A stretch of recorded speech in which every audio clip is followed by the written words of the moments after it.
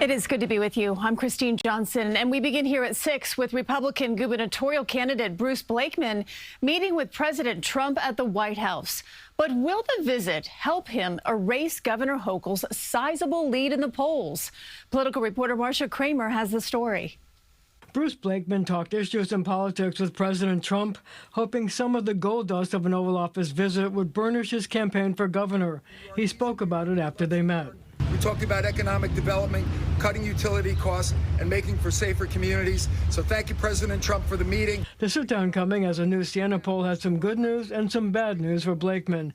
Kathy Hochul's favorability rating has fallen to 41%, but voters still like her better than him. She's ahead by 16 points, 49 to 33. And while voters were split when I asked if Hochul is doing a good job. Not really. I don't think so. I think everything is just going up, and we're struggling out here. She's very, I think, approachable.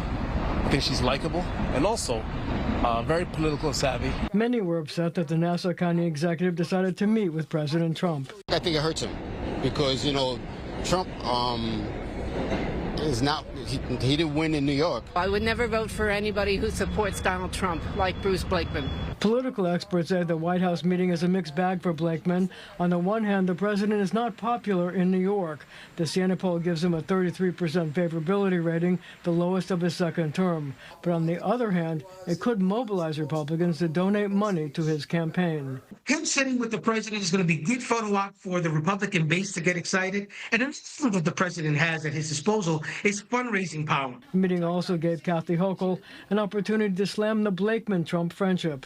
He's going to get his marching orders. He's got to find out what Donald Trump wants him to do in the state of New York, because this would be what he would do if he was to be ever elected. Hochul has also had several meetings with Trump, but she says that's totally different. I go to have a fight.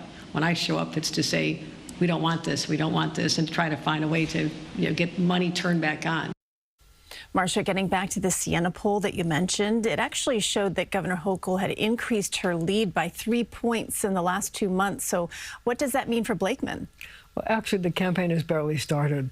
The election isn't until November, and the governor has been occupied with trying to get a budget, which you'll recall is almost over a month late. The polls show some issues Blakeman can exploit. The majority of voters say the state is heading in the wrong direction in terms of reducing crime, creating affordable housing, and addressing the cost of living. In fact, in the cost of living, 67% say the state is in the wrong direction. That's a big number, 67%. When do you think the dial is going to be really turned up and they're going to both be campaigning out there in earnest? Well, truthfully, probably not until the summer after the legislative session ends in sometime either June or July. Okay, so a little bit before we hear all those political ads. Marcia Kramer, thank you.